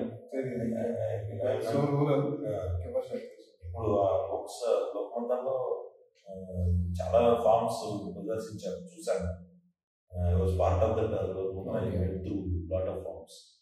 సో ఈ particular genres or any particular kind of roles మీరు ఫ్యూచర్ ఎక్స్ప్లోర్ చేయాలనుకుంటున్నారు? ఇది అని నాకు స్పెసిఫిక్ గా ఏం లేదండి, ఎందుకంటే బెగ్గర్స్ ఆర్ నాట్ చూసర్స్. ఇప్పుడు అల్లు అర్జున్ గారు అయితే 10 స్క్రిప్ట్స్ తెప్పించుకుని ఏదో ఒక స్క్రిప్ట్ పిక్ చేస్తారు. నేనంటే ఉన్న ఒక స్క్రిప్ట్ 10 స్క్రిప్ట్లు అనుకుని కాకపోతే what I'm looking forward very clearly is some serious intense roles. Number 1. Number 2, any which ఈ దేశం యొక్క సంస్కృతి యొక్క అద్భుతాన్ని, మనకి మన హెరిటేజ్ చాలా ఇచ్చిందండి, మనకి తెలియదు, చాలా మందికి తెలియదు. నేను అనేక రీసెర్చ్ వర్క్స్ చేస్తున్నప్పుడు దక్షిణాపథ స్టడీస్ అనే ఒక ఆర్గనైజేషన్లో వర్క్ చేస్తున్నాను. అనేక విషయాలు చదువుతుంటే చాలా ఆశ్చర్యం అనిపిస్తుంది. పేరిణి శివతాండవము మనం ఫోక్ ఫామ్, అదే మనం డాన్స్ ఫామ్ లో ఉంటాం, కానీ అది ఒరిజినల్ గా కాకతీయ సైనికులకి ఇచ్చిన ఫార్మాట్. ఒక రీసెర్చ్ పేపర్ లో చదివాను. అంటే సైనికులకి ఒక రకమైన వార్క్రై, అది ఒక ఫామ్, దాన్ని డెవలప్ చేశారు ఒక ఆయన, అంటే అప్పట్లో చేశారు. అంటే ఇట్లాంటివి మన దగ్గర ఎన్ని ఉన్నాయి. ఇప్పుడు ఈ మోహిని ఆటం ఉంది, అది ఎందుకు వచ్చింది, దీనికి సంబంధించిన ఏదైనా మనకు తెలుసు, దాంట్లో ఇన్వాల్వ్ కావాలనేది. ఎందుకంటే ఈ పర్ఫార్మెన్సెస్ ఎందుకు వచ్చింది. ఇప్పుడు మీరు చూడండి, భారతదేశం ఈ చివరి నుంచి ఆ చివరికి ఎక్కడికైనా వెళ్ళండి, కాశ్మీర్ నుంచి కన్యాకుమారి, గుజరాత్ నుంచి బెంగాల్, ఎక్కడికైనా వెళ్ళండి, the form of storytelling remains same. దానికి ఒక సూత్రధారుడు ఉంటాడు, ఒక కేతిగాడు ఉంటాడు, ఒక కమెడియన్ ఉంటాడు, కథ వస్తుంది, వీళ్ళే క్యారెక్టర్ని ఎక్స్చేంజ్ చేస్తారు. కాస్ట్యూమ్స్ వాళ్ళు వాడతారు, బ్రైట్ కలర్స్ వాడతారు. అండ్ ఆ bright colours are mostly organic colours అయి ఉంటాయి ట్రెడిషనల్ ఆర్ట్ ఫామ్స్ లో. ఇప్పుడు మీకు వాళ్ళు మేకప్ చేసుకునే స్టైల్, దాని మీద నీకు రీసెర్చ్ పేపర్స్ ఉన్నాయి. ఆ మేకప్ చేసుకోవడానికి ఆ మెటీరియల్ ఎందుకు వాడతారు, దాని మీద కూడా రీసెర్చ్ ఉంది. సో ఇది చాలా పెద్ద పని. అంటే ఇప్పుడు రీసెంట్ గా పుష్పలో చిన్న ఒక అమ్మాయి వేషం వేసుకోవడం, హీరో అమ్మాయి వేషం, అది చాలా పెద్ద కార్యక్రమం. అంటే చాలా చిన్న, అంటే విత్ ఇన్ ది స్కోప్ చూపించాలనుకుంటే, బట్ మన ట్రెడిషన్స్ లో అది చాలా పెద్ద పని. అంటే దానికి ప్రిపరేటరీ పని చాలా ఎక్కువ. చోట Kantara is beautiful example.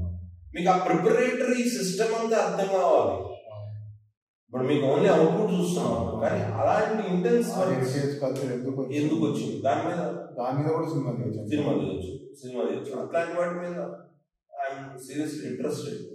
If I get a chance to act in one of those type of challenging but ఇంకా what else apart from acting, what are your hobbies? హాబీసా? వాకింగ్ అప్పుడప్పుడు కుదిరినప్పుడు చేస్తాను. వాకింగ్, రైటింగ్ అదొక పెద్ద సమస్య. ఇప్పుడు ఈ మధ్య కుదరట్లేదు వాకింగ్. కానీ I love to walk around. అంటే నడుస్తుంటే మనం యాజ్ అన్ యాక్టర్ మనం అబ్జర్వ్ చేయగలుగుతాం, వేరే క్యారెక్టర్స్ అబ్జర్వ్ చేయగలుగుతాం. వాళ్ళు మార్నింగ్ వాక్ చేసుకుని కొంతమంది సీరియస్ తల తెచ్చు వాకింగ్ చేసేస్తారు కదా. నేను మార్నింగ్ వాక్ ని ఎక్సర్సైజ్ లాగా అనుకోను, నేను దాన్ని ఒక హాబీ అనుకోను.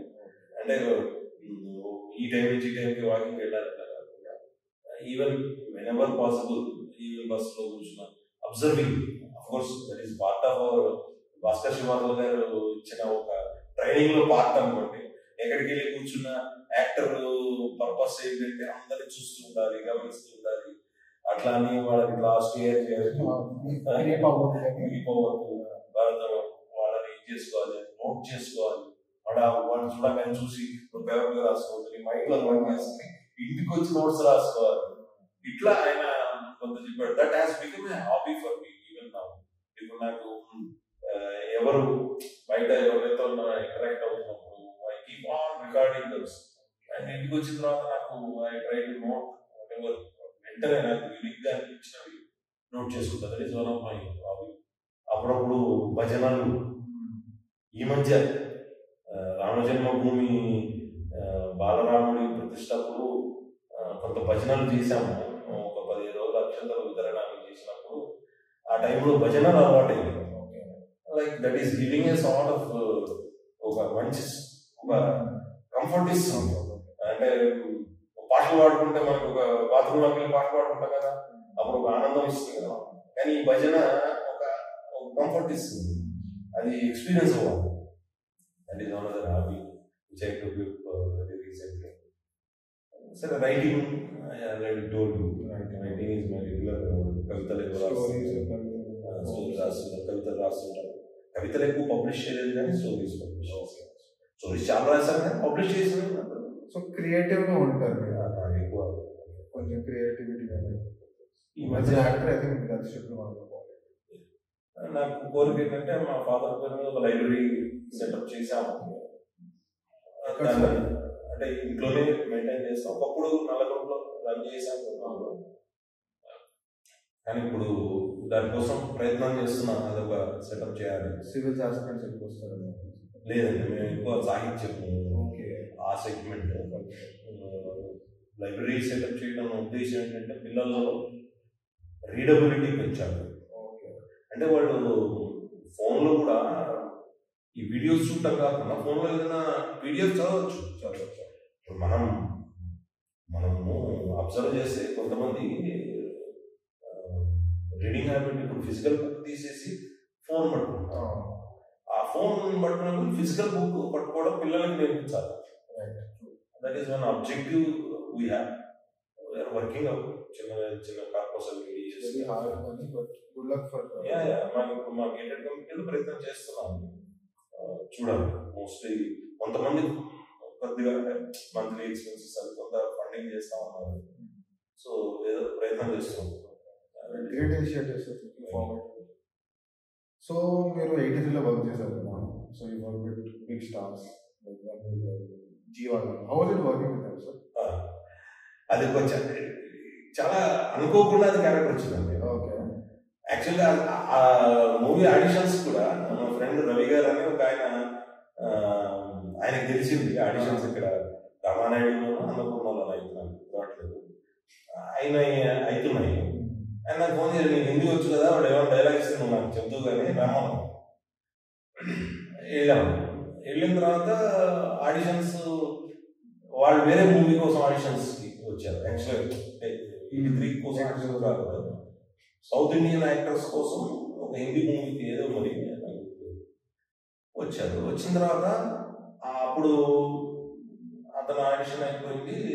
మామూలుగా వచ్చినప్పుడు మీరు కూడా చేస్తారు సార్ అంటే, సరే వెళ్ళాం కదా మనం కూడా చేద్దాం.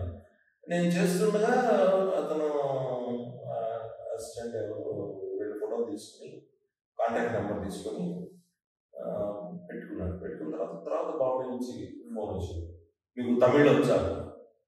తమిళ్ వచ్చా అంటే, పర్వాలేదు సార్ నేను అర్థం చేసుకోగలను, పైన అంటే I'm not an expert in Tamil but అర్థం చేసుకోగలను అంటే స్క్రిప్ట్ పంపించాను, లైన్స్ పంపించి లక్కీగా లైన్స్ ఇంగ్లీష్లో రాసి టైప్ చేసి పంపించాను. సరే ఏముంది మనకి జనరల్గా తమిళ్ తెలుసు. ఇంకొక ఫ్రెండ్ ఒకతను తమిళ్ మీకు తెలిసి అతనికి పంపించారు, కొంచెం లైన్ తమిళ్ ఎట్లా మాట్లాడాలని చెప్పురా అంటే ఆడు చెప్పాడు. చెప్తే ఆ 2 లైన్లు 2-3 సార్లు అనుకుని ఆడిషన్ వీడియో పంపించాను. ఆ తర్వాత కరెక్ట్గా దానికి సెలెక్ట్ అయ్యి ఇంగ్లాండ్ వెళ్ళిన తర్వాత అంటే వాళ్ళు ఏం పలా జీవా గారు ఉంటారు ఇంత తెలియదు. అక్కడికి వెళ్ళిన తర్వాత అక్కడ చూస్తారు జీవా, నేను ఒక 2 నిమిషాలు ఈయన ఎక్కడ చూశాను అర్థం పక్కనే కూర్చుంటే, ఈవెన్ ఆయన మీరు కూడా ఆయన కూర్చున్నాడు పక్కనే కళ్ళజోడు పెట్టుకుని కూర్చుని ఉంటే I could not recognise immediately. అంటే మన మైండ్ లో పెద్ద హీరోతో మనకి సీన్ ఉంటుంది అని ఊహ లేదు. అక్కడికి వెళ్ళిన తర్వాత ఇంగ్లాండ్ అయింది. అక్కడికి వెళ్ళిన తర్వాత సీన్ లో మీరు కూర్చోవాలి, ఇట్లా తిరిగి చూసరికి అక్కడ కూర్చున్నాను. ఆ సీన్ లో వాళ్ళు ఉన్నారు. Then very happy. Non challenge అసలు మనకి తెలుగు ఇండస్ట్రీకి హిందీ ఇండస్ట్రీకి మేజర్ డిఫరెన్స్ నా అబ్జర్వేషన్. ఒకటే చేశాను నేను, పెద్ద గొప్ప అబ్జర్వర్ లాగా మాట్లాడకూడదు, కానీ మన దగ్గరేమో ఎక్కువ అరుపులు వస్తాయి. వాళ్ళు వాకి టాకీస్ పెట్టుకుని దాంట్లో మాట్లాడుకుంటారు ఎక్కువ. అండ్ స్క్రిప్ట్ ముందు ఇచ్చేస్తారు, ఎవరి వాళ్ళు. ఈ మధ్య కొన్ని సినిమాలు తెలుగులో కూడా నేను అబ్జర్వ్ చేశాను. అంటే అంతకుముందు పాత కాలంలో కంపేర్ చేసి ఈ మధ్య తెలుగు సినిమాలు చాలా వరకు ప్రొఫెషనల్ తెలుగులో కూడా వచ్చేసి సఫిస్టికేట్ అయ్యారు. బట్ ఆ ఎక్స్పీరియన్స్ మాత్రం వన్స్ ఇన్ లైఫ్ టైం. పైగా అప్పుడు వచ్చినప్పుడు మిగతా యాక్టర్స్ అందరికీ తమిళ వచ్చు, వాళ్ళందరూ తమిళ్లో మాట్లాడుకుంటారు. సీన్స్ లో నా వైఫ్ క్యారెక్టర్ చేసినాడు, తర్వాత కూతురు క్యారెక్టర్ చేసినాడు, వీళ్ళందరూ తమిళ్లో వచ్చినాడు. నాకు తమిళ రాదు, ఏదో వాళ్ళు మాట్లాడేది అర్థం చేసుకుంటా కానీ నాకు తమిళ రాదు. సరే somehow we managed. The director was very happy. వెంటనే షీ అనే ఒక వెబ్ సిరీస్ కూడా అక్కడి నుంచే లీడ్ వచ్చింది. గ్రూప్ నుంచే లీడ్ వచ్చింది. విజయవాడ. బట్ విజయవాడతో డైరెక్ట్ గా నేను ఆ సీన్స్ లో నాకు విజయవాడతో ఇంటరాక్షన్. ఒక చిన్న ప్రెస్ మీట్ సీన్ ఒకటి ఉంది, ఆయన ఇంప్రూవైజ్ చేయమన్నాడు డైరెక్టర్. ఏం చెప్పాడంటే, సార్ మీరు ఏం లేదు, ప్రతి క్వశ్చన్ వినండి, okay we don't have any comments, will get back to you. అదే చెప్పాలి మొత్తం. సో వాళ్ళు ఏం మాట్లాడతారో మీకు అనవసరం, డిఫరెంట్ వెరైటీస్ లో మీరు చెప్పేసేయండి అని నాకు అని వాళ్ళకి మాత్రం డైలాగ్స్ ఇచ్చాను. వాళ్ళు టక్ డైలాగ్స్ వేస్తారు, నేను స్పాట్ లో ఇంప్రూవైజ్ చేసేసి no you sit down, next person you talk, ఆ టైప్ లో నేను కొద్దిగా ఇంప్రూవైజ్ చేస్తాను. సార్ ఇది బాగుంది, న్యాచురల్ గా ఉంది. They felt happy. ఆ తర్వాత కోవిడ్ రావడం, యాక్చువల్ కరెక్ట్ కోవిడ్ కి ఒక్క కోవిడ్ వల్ల మొత్తం పైకి వెళ్ళే గ్రాఫిక్ కింద పెట్టిపోయింది. ఫర్దర్ గా వచ్చినాయి కొన్ని ఆడిషన్స్ వచ్చినాయి బాంబే నుంచి. అప్పుడు వాళ్ళు ఫోన్ చేసి, అయ్యో మీరు హైదరాబాద్ ఉంటారా, బాంబేలో ఉంటారా, అట్లా కొన్ని పోయాయి. తగ్గినాయి అంటే వాళ్ళు రాసుకుని ఉంటారు కదా, ముంబై క్యాండిడేట్, హైదరాబాద్ క్యాండిడేట్, అట్లా వస్తాయి. మేము దానికి అస్సలు ఎప్పుడు never regretted for what happened. ఎందుకంటే మనకి రాసి ఉంటే వస్తాయి. మనకి ఏమంటారు, కర్మ సిద్ధాంతాన్ని పూర్తిగా నమ్మే భారతీయ సాంప్రదాయానికి సంబంధించిన వ్యక్తి నేను, మనకి రాసి మనకు వస్తాయి. ఏదైనా రోల్ ఉందా సార్? అంటే మీరు నెయిల్డ్ ఆడిషన్ కానీ పక్క నాకు వచ్చేసి అనుకున్నారు, దట్ డెంట్ హ్యాపెన్, మీరు 100% ఇచ్చారు, దట్ డెంట్ వర్క్, అలా ఏమైనా ఉందా? అంటే కొన్ని కార్పొరేట్ యాడ్ ఫిల్మ్స్ కి అనుకున్నాను, ఓకే ఇది వచ్చేస్తుంది మనకి. బట్ అక్కడ ఎవరో సెలబ్రిటీ సెలెక్ట్ అయ్యారు. నాకు ప్రొఫెషనల్ ఎథిక్స్ ప్రకారం చెప్పకూడదు, కానీ నాకు ఆ పర్టికులర్ యాడ్ లో వాడు స్క్రిప్ట్ అది నాకు పంపించారు. నేను షూట్ అది చేసుకున్నా ఈ పక్క ఇది పంపించేస్తుంది. అంటే వాడు మాట్లాడిన దానికి కూడా 15 minutes మీకు అవైలబుల్ ఉన్నాయా, మీరు వస్తారా, అట్లా చెప్పినవి ఉన్నాయి. ఆ తర్వాత ఫైనల్ దీంట్లో ఒక యాడ్ ఫిల్మ్స్ అని తొందరగా వచ్చేస్తాయి మార్కెట్లో. 3rd month లో 4th month లో మార్కెట్లోకి వచ్చేయగానే ఓ ఇది మనం మిస్ అయ్యాం, వీటికి వచ్చిందా. వాళ్ళు జనరల్గా సెలబ్రిటీస్, ఎగ్జిస్టింగ్ సెలబ్రిటీస్, వాళ్ళు మోస్ట్లీ డెమో ఐడియా కోసం మనం తీసుకుని ఉంటాం. అట్లా ఫిల్మింగ్ అయితే ఇప్పటిదాకా నాకు అంటే అంత ఆడిషన్ తీసుకున్నది అయితే ఏం లేదు, అంత సీరియస్ ఆడిషన్.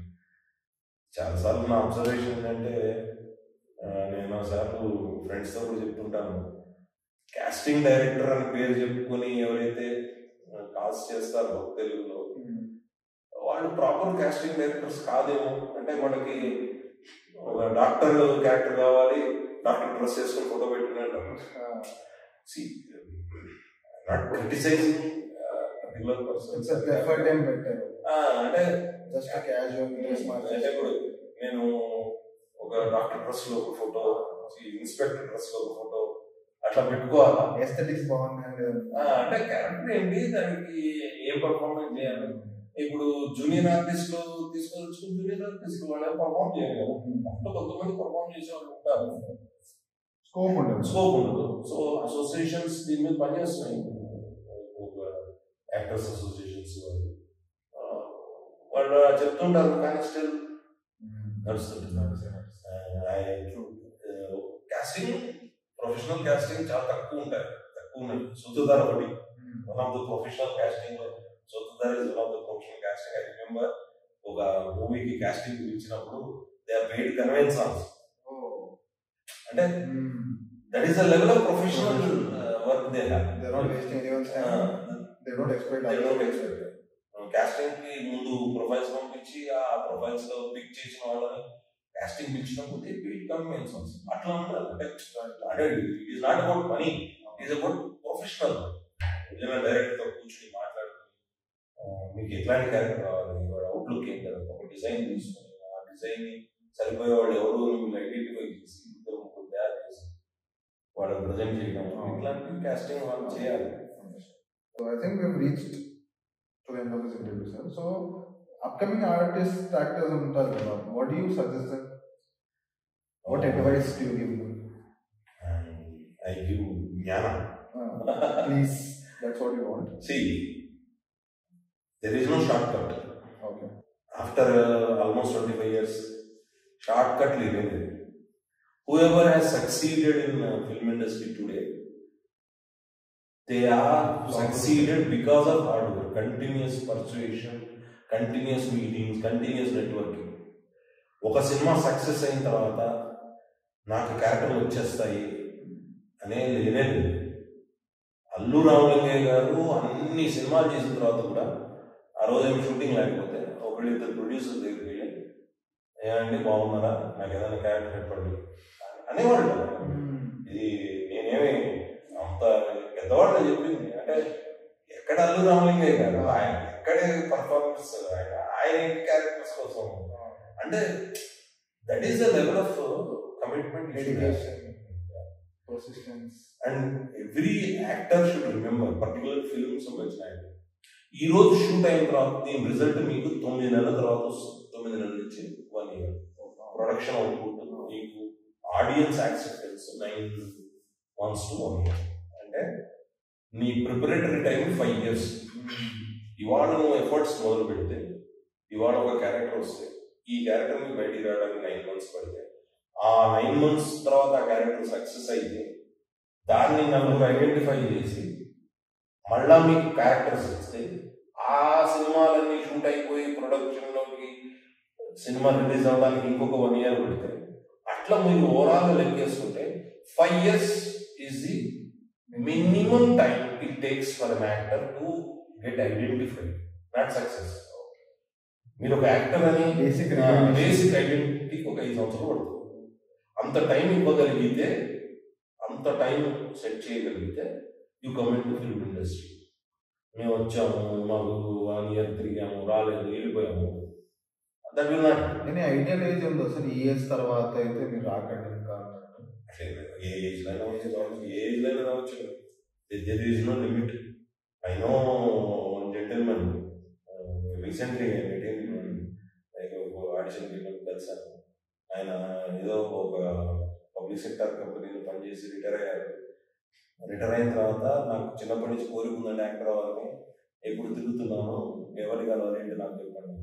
ఎందుకు సార్ ఏం అవసరం అంటే నాకు కోరిక మీరు చేయాలి, ఒక 2 సినిమాలు కనిపిస్తే చాలు నాకు. అట్లా ఏజ్ ఏం రాలేదు. ఈ రోజుకి నాకు ఒక పర్సనల్ కోరిక ఉంది, యాక్టర్ చిరంజీవి గారి పక్కన యాక్ట్ చేసేసి నాకు ఉంది సార్. ఎందుకంటే చిరంజీవి వేరు, మీకు అర్థం కాదు. అంటే probably much younger to me. మా జనరేషన్ కి చిరంజీవి ఇచ్చిన కిక్ వేరు, చిరంజీవి గారు ఇచ్చిన కిక్ వేరు, అది వేరు. అంటే ఒక ఫ్యాన్ మూమెంట్స్ అంటారు కదా. So we are like air coolers or even ACs for his acting అనుకోండి. తర్వాత సబ్సిక్వెంట్ మూవీస్, డాన్స్. సో అట్లా మాకు ఆయన ఒక icon, very expressive very high intensity. నాకు శుభలేఖ సినిమా చిరంజీవి గారి, that was one movie which influenced me lot about Chiranjeevi as an actor. నేను చాలా కొన్ని సందర్భాల్లో కామెడీ బిట్ చేసినప్పుడు, ఏదైనా కామెడీ బిట్ చేసినప్పుడు నాకు I remember those units in Subhalekha. So 5 సంవత్సరాలు ప్రిపేర్ అయ్యి నేను నిలబడగలుగుతాను అంటే 5 సంవత్సరాలు పొద్దున్న సాయంత్రం సినిమాకి తిరగదు. అది కూడా తప్పు, అది కూడా తప్పు. మీరు ఒక మంచి ఫ్లో ఆఫ్ ఇది పెట్టుకుని, ఇప్పుడు చాలా వచ్చినాయి, ఆప్షన్స్ వచ్చినాయి. నేను ఐనో వన్ యాక్టర్ ర్యాప్లో నడుపుకుంటాడు, డే ఎర్నింగ్ చూసుకుని ఆడిషన్స్కి వెళ్తాడు. ఎప్పుడు కావాలంటే అప్పుడు ఆపుకోవచ్చు. ర్యాప్లో నాకు చేతిలో ఉంది. I felt very happy. ఎందుకంటే మేము 2-3 ఫ్రెండ్స్ ఉన్నారు, మార్కెటింగ్ జాబే చేసేవాళ్ళు. ఎందుకు మార్కెటింగ్ జాబ్ చేసేవాళ్ళు అంటే, ఆఫీస్ జాబ్ అయితే 9 to 5 ఆఫీస్ ఉంటారు, మార్కెటింగ్ జాబ్ అంటే ఎక్కడే చెప్పచ్చు, ఏ సినిమా ఆఫీస్ కన్నా వెళ్ళచ్చు. అట్లా చేసిన వాళ్ళు ఉన్నాం. మా బ్యాచ్ లో 2-3 ఉన్నాం. ఇప్పుడు నా పార్ట్నర్, నేను మా బ్యాచ్ గిరి అని, ఇద్దరం పార్ట్నర్స్ లో రుద్రగిరి అసోసియేట్స్ అని పెట్టి బిజినెస్ చేస్తాం. ఆ పార్ట్నర్ ఆయన, నేను అందరూ మార్కెటింగ్ సైడ్ పనిచేసాం. ఎందుకంటే మాకు తిరగడానికి ఈజీ ఉంటుంది. ఫిల్మ్ ఇండస్ట్రీకి ఇటు ఇంటికి ఖర్చుకి లేకపోతే అది కూడా చూసుకోవాలి. సో డోంట్ యూనో అన్ని వదిలేసి సినిమా చేయాలనే ప్యాషన్, ఈ థియరీస్ నేనైతే చెప్పాను. Out of my life experience అనుకోండి. వాట్ ఎవర్ ప్లాన్ బి కూడా ఉండాలి, ప్లాన్ బి అని కూడా యూ డోంట్ లూజ్ దట్. ఇప్పుడు నేను మా బ్యాచ్ మేట్స్ తో కంపేర్ చేస్తే నేను చాలా ఎక్కువ సినిమాలు చేశాను. కొంతమంది ఫ్రెండ్స్ తో కంపేర్ చేస్తే ఆల్మోస్ట్ ఇయర్లీ ఒక సినిమా చేశాను. ఎందుకంటే I never lost the sight of my idea. కలుస్తూనే ఉన్నాను. ఈ రోజుకి నేను వారాల్లో 1-2 ఆడిషన్ ఇస్తాను. అంటే మనం చేసిన క్యారెక్టర్ ఇంకా సూపర్ హిట్ కాలేదు కాబట్టి మనం పిలవట్లేదు. బట్ అంత టైం ఉంటుంది, చేయగలరు. మీరు మీ జాబ్ చేస్తూ కష్టపడుతూ ఇది కూడా ప్రయత్నాలు చేయొచ్చు, సైడ్ బై సైడ్ ప్రయత్నాలు చేయొచ్చు. అంటే మరీ తిండికి లేకుండా ఖాళీగా కూర్చుని సినిమాలే ప్రయత్నాలు చేసి అటు ఇంట్లో ఇబ్బంది పడి మీరు ఇబ్బంది పడి అట్లాంటివి చేయొద్దు అని నా సలహా. అంటే చాలా మంది యంగ్ ఒకడు మా అంటే సందర్భంగా ఎవరో నా ఫోన్ నెంబర్ ఇచ్చాడు. సార్ నేను తెనాలి నుంచి వచ్చాను సార్, నాకు మీ ఫోన్ నెంబర్ ఇచ్చారు, ఎవరో మాకు తెలిసిన నేను సినిమాలో పనిచేయాలి సార్, ఫోన్ నెంబర్ ఇచ్చాను. సరే ఏం చేయమంటారు, నేను ఏం చేయాలి చెప్పండి సార్. ఏం చేయాలి చెప్పండి, ఒక హోటల్ రూమ్ తీసుకో, ముందు నాకు తెలిసిన 4-5 ప్రొడ్యూసర్స్ లేదా ఆఫీస్లో కనుక్కొని నీకు చెప్తాను, నేనే అనుకుంటలేను. అట్లాగా సార్ నాకు ఎవరైనా ఇల్లు అడ్రస్ చెప్పండి సార్, నేను వెళ్తాను వాళ్ళు ఇల్లు అడుగుతాను సినిమా. అట్లాంటి పిచ్చి వ్యవహారాలు. ఎందుకంటే you should look after your financial and you should look good when movie opportunity. So you have to manage your self well. అక్కడే బాధలు పడడం, మందులు వాడడం, సిగరెట్లు అలవాడడం, ఇలాంటివి దూరం ఉండి జాగ్రత్తగా ఫిజికల్ గా డిసిప్లైన్ ఉంటాయి. డెఫినెట్లీ ఎవరైనా సక్సెస్ అవుతారు. ఎవరికైనా ఆపర్చునిటీస్ ఉన్నాయి. Film industry is so open. Any age you can come, any age you can. మీకు అనేక మంది పెద్ద పెద్ద వాళ్ళు ఉన్నారు యాక్టర్స్. బొమ్మన ఇరానీ గారు ఉన్నారు. ఆయన చర్చిన ఐడెంటిటీ ఏముందో కానీ ఆయన దాదాపు 40 ఏళ్ల తర్వాతనే సూపర్ డూపర్ పొజిషన్కి వచ్చారు.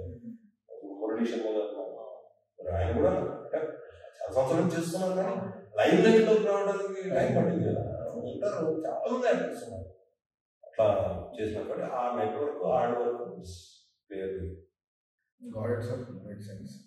ఇది అప్కమింగ్ ప్రాజెక్ట్స్ ఉన్నాయా? ఇప్పుడు యాజ్ ఆఫ్ నో ఏం నడవట్లేదండి. ఏదో కొద్దిగా పని నడుస్తుంది కానీ ఇంకా దాన్ని ఒక షేప్లోకి రాలేదు. ఇంకా అడిషనల్ అయితే కొన్ని ఇచ్చున్నాము. Okay sir, so that's the end of our interview. It was really great. The experiences were very nice talking to you. Thank you. One challenges share చేశారు. Thank you. So any feedback or any message for our audience before we wind up? Nothing. నేను మన audience ని request చేస్తుంది ఏంటంటే, మంచి actors, మంచి cinemas ని, piracy లేని సినిమాస్ ని సపోర్ట్ చేయండి. Thank you.